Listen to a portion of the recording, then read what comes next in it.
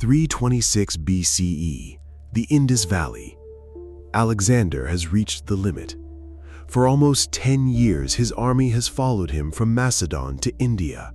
They have crossed the Hellespont, broken Persian armies, burned through mountains and deserts, and marched farther than any of them once believed possible. But after the Hydaspes, the army stops. Beyond the Hyphasis River lie new kingdoms, unknown armies, and stories of more war elephants waiting in the east. Alexander wants to continue. His men do not. For the first time, the king who forced rivers, cities, and empires to bend cannot force his own soldiers to take one more road. So he turns south. Not home, not yet. He will march down the rivers towards the Indian Ocean, secure the lands behind him, and prove that this is not a retreat. But the road south is dangerous. The Mallians and Oxydraci are preparing resistance. If they unite, Alexander may face a fresh enemy while his army is exhausted, wounded, and far from every familiar supply line. So Alexander moves as he always has, faster than his enemies believe possible. He divides his forces. He strikes before they can gather, and in one fortified city, during one desperate assault, the king who has survived Granicus, Issus, Tyre, Gaugamela, the Persian date, Sogdiana, Aurnos, and the Hydaspes will make the most reckless decision of his life. He will climb the wall first. He will jump inside almost alone, and an arrow will drive into his chest. For a moment, the conqueror of Persia lies dying behind enemy walls. If Alexander dies there, the army may never reach Babylon again. This is the final chapter of Alexander's campaign, the Mallian assault, the descent to the ocean, the disaster of Gedrosia, the attempt to merge Macedonians and Persians, the death of Hephaestion, the fever in Babylon, and the question no one could answer after he was gone. Who could inherit a world conquered by one man? To understand the end, we begin at the Hyphasis. After defeating Porus at the Hydaspes in 326 BCE, Alexander still wanted to go east. He believed another victory was possible. His soldiers believed the campaign had already gone too far. They had been away for years. Many had left Macedon as young men and were now veterans, scarred by sieges, marches, wounds, and monsoon rains. They had fought Persians, Sogdians, Scythians, Indians, and elephants. Now they wanted to see home again before the world swallowed them completely. Alexander withdrew into his tent and waited, hoping silence would shame them into obedience. It did not. At last, he accepted what no Persian king had forced him to accept: a limit. He ordered altars built to mark the eastern edge of the expedition, then turned toward the Indus. But turning back did not mean peace. The Indus Valley had to be secured, cities had to submit, local peoples had to understand that the Macedonians were not fleeing India, but moving through it as conquerors. The Mallians and Oxydraci were among the most serious threats. Ancient sources present them as powerful peoples who considered joining against him. If they united, they could strike a tired army during the river campaign. Alexander's answer was speed. He split his army into columns, sending commanders along different routes while the fleet moved on the rivers. The goal was simple: prevent the enemy from concentrating. This was no longer the clean drama of Gaugamela. It was pressure, forced marches, sudden attacks, river movement, and fortified towns. Alexander hit Mallian settlements before resistance could fully unite. Towns were stormed, defenders were overwhelmed. Those who tried to escape found other Macedonian detachments waiting. Then came the city remembered for the wound. The defenders withdrew into a fortified position. The Macedonians brought ladders, but the assault slowed under fire. Alexander saw hesitation where he wanted momentum, so he took a ladder himself. He climbed before the army could follow. For years, that kind of courage had made his soldiers worship him. At Granicus, it nearly killed him. At Tyre and Gaza, it had carried him through walls and wounds. Here, it went too far. Too few men reached the wall behind him. The ladder broke or became useless under the crush. Alexander stood exposed about the defenders. Instead of retreating, he jumped inside. Only a handful of companions reached him. Peucestus carried the sacred shield from Troy. Leonidas fought beside him. Abritas, another defender of the king, was killed.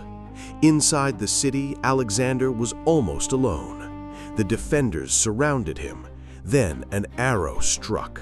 It pierced his armor and drove into his chest, near the lung. Alexander fell. Blood poured from the wound. His breathing failed. The man who had crossed Asia collapsed in a hostile city where most of his army could not reach him. Outside the wall, panic became rage. Macedonians clawed upward. Some climbed without proper ladders. Others forced gates and breaches. The battle was no longer about taking the city. It was about reaching the king. When they broke through, Alexander was still alive, but barely. The arrow had to be removed. Ancient accounts differ on the exact details, but they agree on the danger. He lost so much blood that many believed he was dying. Then the rumor spread. Alexander was dead. No rumor could be more dangerous. When Alexander was strong enough, he appeared before the army. He could barely move, but he showed himself alive. The king had not died. The campaign could continue. After the Mallian resistance was broken, the remaining opponents submitted. Alexander moved down the rivers toward the mouth of the Indus. At Patala, near the delta, he reached the edge of the ocean. He ordered Nearchus to lead the fleet from the Indus along the coast toward the Persian Gulf. Then Alexander divided the land forces. Some went by safer routes. Alexander himself led a large part of the army through Gedrosia. It became one of the worst disasters of the entire expedition. The Gedrosian Desert was not a battlefield, but it killed like one. Heat, thirst, sand, poor supplies, and broken logistics destroyed men, animals, and baggage. The army that had survived Persian cavalry, siege towers, Scythian horse archers, mountain passes, and Indian elephants now suffered against emptiness. Gedrosia was a catastrophe. Men died of thirst. Animals collapsed. Supplies disappeared. Units staggered forward in misery. The desert stripped away glory and left only survival. By the time Alexander reached Carmania, the army had paid a terrible price. But even after this, he did not stop. Back in the Western Empire, Alexander began trying to reshape what he had conquered. At Susa in 324 BCE, he organized mass marriages between Macedonian officers and Persian noblewomen. Alexander himself married Statera, daughter of Darius, while already married to Roxana. Thousands of Macedonians who had taken Asian wives were recognized and rewarded. This was not only celebration, it was policy. Alexander wanted an empire that could not be held by Macedonians alone. He needed Persian elites, Asian soldiers, local administrators, and a new ruling class tied to him personally. But many Macedonians hated what they saw. To them, the campaign had begun as revenge against Persia. Now their king wore Persian dress, married into the family of Darius, and trained young Persians in Macedonian arms. The tension exploded at Opis. Alexander announced that many old and wounded veterans would be sent home with honors. Instead of gratitude, the Macedonians heard rejection. They believed they were being replaced. The army mutinied. Alexander responded with fury. He dismissed them in words, called the Persians his kinsmen, and forced the Macedonians to face the possibility that their king could build an empire without them. The confrontation ended in reconciliation, but the wound remained. Then came the greatest personal loss of his life. Hephaestion died at Ecbatana in 324 BCE. He was not just a commander, he was Alexander's closest companion and trusted friend.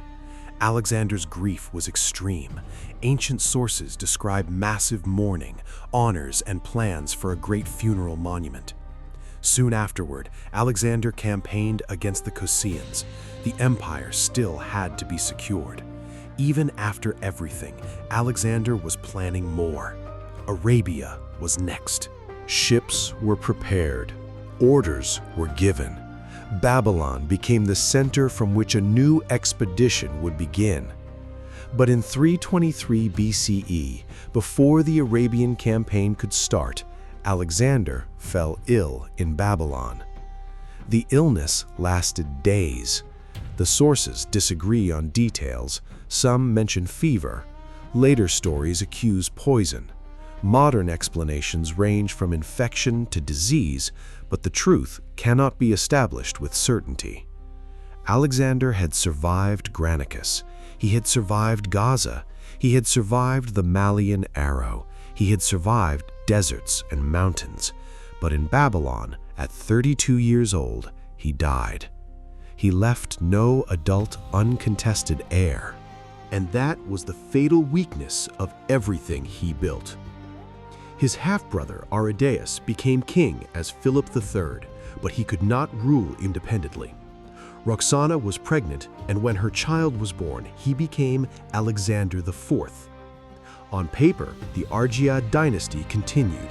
In reality, power passed to the generals. Men who had followed Alexander now began fighting over the world he left behind. The wars of the Diadochi tore the empire apart. No one could hold all of it. No one could become Alexander. His family was destroyed in the struggles that followed. Philip III was killed. Alexander IV was eventually murdered. The bloodline that had conquered Persia vanished into the politics of succession. Out of the wreckage came new kingdoms: Antigonid Macedonia, Ptolemaic Egypt, the Seleucid Empire in Asia. These states were not Alexander's empire, but they were born from it. That is the final meaning of his story. Alexander conquered faster than any ruler of his age could build. He defeated the Persian Empire, but never had enough time to turn conquest into a stable inheritance. He united Macedonian ambition with Greek culture, Persian kingship, Egyptian monarchy, Central Asian marriage alliances, and Indian frontiers. But the empire depended too much on him. While he lived, impossible things happened. Rivers were crossed, cities fell, mountains were taken, kings fled, armies followed him beyond the edge of fear. When he died, the same empire revealed its truth. It had been held together by motion, victory, charisma, fear, and the belief that Alexander would always be there to decide the next step. Without him, there was no single center. But failure is not the whole story, because Alexander's political empire died, but his historical world survived. The Hellenistic age began from the ruins.